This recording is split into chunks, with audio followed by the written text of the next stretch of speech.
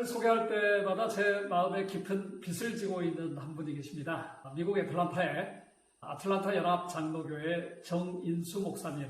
지금은 천국에 가셨지만 정말 선교지에서 돌아오셔서 아무도 예측하지 못한 상황에서 먼저 하늘의 문을 열으셨습니다. 정인수 목사님께서는 늘 저를 사랑해 주셨고 저의 이런 작업을 또 프린스턴 선배라는 이유를 들어서 많이 지지해 주시고, 사실 이 책이 나오는 데는 정인수 목사님과 아틀란타 연합 장로교회 성도님들의 헌금이 있었습니다. 굉장히 많은 돈이 들어가고 박사 기자들이 3명이나 투입되는 작업이었기 때문에 이 책은 특별히 정인수 목사님이 같은 정시라는 이유 때문에 저희에게 연구 출간할 수 있는 기회를 주셨습니다. 이 책은 제가 총 기획을 했지만은 저 혼자 한 것이 아니었고, 영어 번역에는 드보니아 토레이, 우리가 예수원의 대천덕 신부님의 따님이시죠. 드보니아 토레이가 저희와 같이 8년 정도 국제화 작업을 했고, 최근에는 버마트 유니버시티에서 아시아 문학과 또 문어를 가르치는 교수 생활을 하고 있습니다. 두 번째는 현재 고려대학교에서 가르치고 있는 박종천 교수께서 서울대학교 종교학과 후배신데, 사실 이게 무슨 돈이 되는 작업도 아니잖아요. 하지만 박 교수님께서는 이 분야에 굉장한 조예가 깊기 때문에 제가 정말 제대로 식사 대접도 못하고 부탁을 드렸는데 흔쾌히 이 어려운 작업에 같이 해주셨습니다. 우리가 정약종 선생님을 어떻게 이해해야 될까요? 정약종 선생님의 가문, 또 정약용 선생님과 이어지는 수많은 당시의 가족들의 이야기, 또 사촌들의 이야기, 아마도 당시의 시대를 바라볼 수 있는 굉장히 중요한 렌즈가, 하나의 창구가 정약용 선생님의 일가가 아니었는가 하는 생각이 듭니다. 하지만 그 방대한 이야기 중에서 오늘 저는 5가지 정도로 짧게 왜 우리가 정약용 선생님의 주교 요지를 다시 한번 심도 있게 보아야 될 것인가를 말씀드리고자 합니다. 첫 번째는 아까도 말씀을 드렸지만은 이제 가톨릭 신앙이 서학이라는 이름으로 조선 땅에 들어왔고 우리 한국 땅에 들어왔고 그게 신앙으로 바뀌어가는 과정에서 정약용 선생님과 정약용 선생님 그 가문과 그 당시의 지도자 그룹들이 굉장한 큰 공헌을 하셨습니다. 그리고 아마도 자생적인 기독교의 신앙 고백을, 제가 말씀드리지만 기독교는 저는 가톨릭과 개신교를 포함하는 넓은 광의의 의미로 저는 사용하고 있습니다. 자생적인 신앙 고백을 말과 글로 남긴 분이셨습니다. 이러기가 쉽지 않은데, 전문적인 신학 교육을 받으신 분도 아니지만 정말 자신이 받아들였던 천주학의 신앙을 삶으로 살아가셨습니다. 그리고 정말 미려한 한글로 글을 남기셨습니다. 책의 원전을 보면요, 당시에 조선의 선비들과 학자들이 어떻게 이렇게 한글을 이쁘게 잘 쓸 수 있었을까? 이게 후대에 나온 저희가 추정하기로는 20세기 넘어서 인쇄된 걸로 추론하고 있는데 굉장히 아름다운 한글로 쓰신 것으로 저희가 이해하고 있습니다. 자생적인 신앙 고백을 말과 글로 남기셨던 분이었다. 두 번째는 한국 카톨릭의 르네상스를 이끈 분이었다라고 저는 믿습니다. 저는 일반적으로 한국의 가톨릭과 개신교를 볼 때 역사의 초기 부분에 르네상스 시절이 있지 않았는가. 가톨릭도 마찬가지고요. 제가 볼 때는 1790년 어간부터 1830년 어간까지가 아마도 한국 가톨릭의 전성기, 신앙적, 학문적 르네상스가 아니었는가 생각합니다. 한국 개신교도 마찬가지로 1890년 어간부터 1920년 어간까지를 한국 개신교의 르네상스라고 생각합니다. 왜 그런지는 다음에 기회가 될 때 영상을 한번 더 찍도록 하겠습니다. 아마도 두 번째로는 정말 한국 카톨릭의 르네상스를 이끌었고 가장 중요한 정신적 지주를, 토대를 놓은 분이 아닌가 생각합니다. 세 번째로는 순교자의 전형을 보여준 분이 바로 정약종 선생님이 아닌가 하는 생각을 합니다. 그분은 자신의 동생이었던 정약용과 또 다른 사람과 달리 끝까지 자기가 믿고 있는 신앙을 위해서 목숨을 버리셨습니다. 주문모 사건이라든지 중국에서 들어오신 신부님의 이야기죠. 나중에 저희가 한번 논의를 하도록 하죠. 당시에 복음을 열심히 전하다가 정부에 발각이 됐고, 그리고 그 과정에서 정말 중요한 성물이라든지 중요한 카톨릭의 자료들을 밖으로 빼내는 과정에서 발각이 되어가지고 본인이 이제 감옥에 갇히게 됐고, 여러 가지 고문과 신문을 받게 됐고 사형 선고를 받아서 1801년 2월 달에 본인이 순교의 잔을 마시게 됩니다. 정약용 선생님의 순교에 대한 이야기, 전설인지 기적인지 저희들이 분명하지 않지만은 이런 이야기가 전해졌다고 합니다. 당시에는 이제 순교할 때 보통 회랑이들이 막걸리를 한 잔씩 한다든지 술을 거나하게 마시고서 잘 이렇게 준비된 칼로 사람의 목을 이제 이렇게 베지 않습니까? 그런데 사실 이 목이 잘 베이지가 않는다는 거예요. 당시에 워낙 많은 사람들이 죽어가는 시점이었기 때문에 정약용 선생님이 순서가 되는데 와서 이렇게 목을 베려고 하는데 목이 잘 안 잘라지잖아요. 그러니까 정약용 선생님께서는 정말 온 힘을 다해서 두 손으로 목을 이렇게 붙들고서 자, 너도 고생이 많지. 자, 내가 이렇게 나는 하늘에 먼저 가니까 너도 언젠가는 천주의 은혜를 받아서 하늘로 가는 길을 찾았으면 좋겠다. 이런 말씀을 하시고 마지막 순교의 잔을 마셨다는 전설, 내려오는 이야기가 주변에 많은 사람들에게 그게 사실인지 아닌지를 떠나서 도전을 주고 있습니다. 선생님 본인은 1801년 2월 달에 순교의 잔을 마셨고요. 그리고 그 사형장의 전체 소생이었던 큰아들 정철상 군도 함께 순교의 자리에 정말 여행을 떠나셨습니다.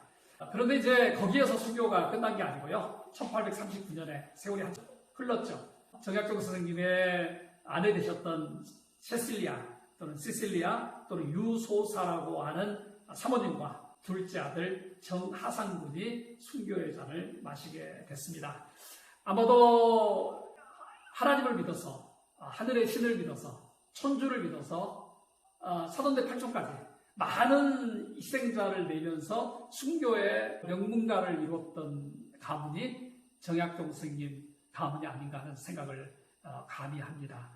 네 번째로는 나중에 둘째 아들이 순교를 당하기 직전에 감옥에 갇혀서 끝까지 배교를 하지 않습니다.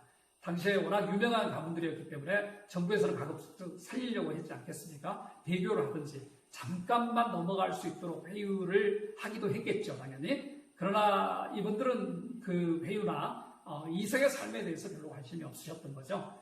정하상은 아버지의 순교를 기억하고 있고 자기의 형의 순교를 기억하고 있고 이제 같이 죽음의 형장의 길로 순교의 잔을 마시러 갈 정말 어머님과 누이와 본인의 입장을 생각하면서도 끝까지 자신의 고백을 거부하지 않습니다.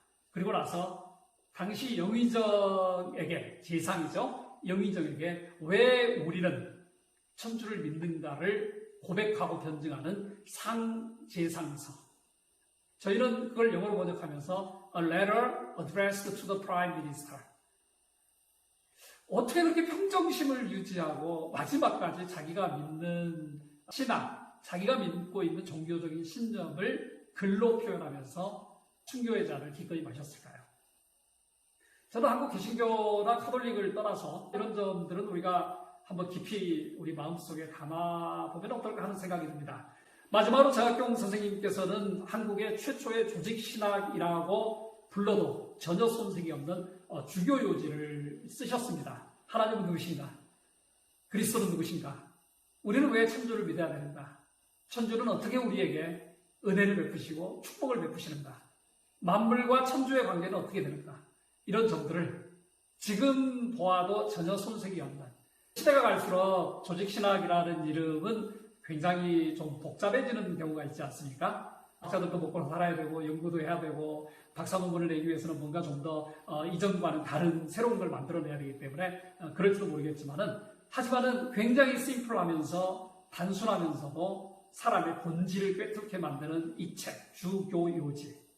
저는 우리가 신학자가 아니라 해도 책 한 페이지 두 페이지를 넘겨보면서 정말 정약용 선생님의 고백, 정말 그 가문의 순교의 이야기 한번 나눠보면 어떨까 하는 생각을 합니다. 정약용 선생님의 주교요지를 그냥 단순하게 소개만 좀 드리려고 했는데 말씀을 나누다 보니까 다시 저희가 예전에 가슴 벅차게 연구했던 그 시절이 떠올라서 제가 몇 가지 이렇게 좀 더 보완 설명을 드렸습니다.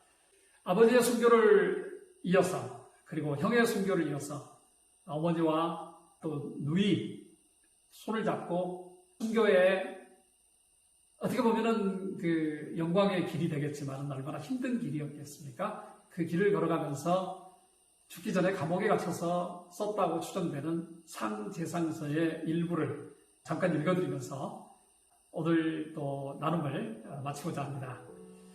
하나님께서는 사람이 태어나서 성장할 때까지 여러 가지 큰 은혜를 한없이 내려주시니 사람이 해야 될 본분은 마땅히 어떠해야 하겠습니까? 인간이 이 세상을 살아가는데 털끝만한 것도 모두가 하느님의 힘입니다. 낳으시고 기르시고 도와주시고 보호하시어 인도해 주십니다. 그러니 죽은 후에 받을 상은 그만두더라도 현재 받고 있는 은혜가 이미 무한하여 비할 데 없으니 우리가 일생을 다하여 어떻게 하느님을 받들어 섬겨들어야만 그 만분의 일이라도 보답할 수 있겠습니까? 하느님을 받들어 섬기는 길은 고상하고 원대한 일도 아니요 은밀한 일을 찾아서 기이하고 괴상한 일을 하는 것도 아니요 다만 잘못을 고치고 스스로 새로워져서 하느님의 계명을 지키는 것일 뿐입니다. 최근에 2차 코로나 팬데믹이 한국 사회를 강타하고 있습니다. 그리고 2차 팬데믹의 시발점을 많은 논란이 있음에도 불구하고 기독교가 우리가 일부 기독교라고 말을 하지만 기독교가 그 중심적인 원인 중에 최소한 하나를 제공하고 있는 형국입니다. 기독교는 어떻게 살아남아야 될까? 어떻게 해야 될까? 기독교의 이제 사회적 역할은 어떠해야 될까?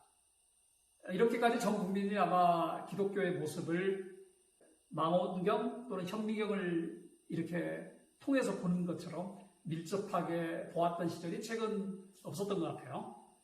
이것은 한국을 살아가는 종교인들에게 기독교인뿐만 아니라 여타 종교인에게도 많은 아마 고민거리들, 생각할 거리들을 제공해 주는 것 같아요. 저는 이 어려운 시기에 우리가 다시 한번 우리의 삶과 우리의 학문과 또 우리의 생각을 되돌아볼 수 있는데 그동안에 한국의 가톨릭과 개신교가 남겼던 수많은 문헌과 문서들이 적지 않은 어떤 동기와 자극이 될 수 있다고 생각을 합니다. 그래서 아마 작게나마 피아츠가 그동안 해왔던 또 학문적 사역이 또 학문적 작업들이 또 많은 학자들과 사회와 또 이 시대를 살아가는 학자들과 함께 작은 힘이 되고 또 격려가 되는 그런 시간이 되기를 또 그런 계기가 되기를 많이 바라고 있습니다. 응원합니다. 여러분 앞으로도 많이 김정일의 역사탐구 사랑해 주실 거죠? 많이 응원해 주시고 또 여러분들도 이 어려운 시기에 화이팅 하시기 바랍니다.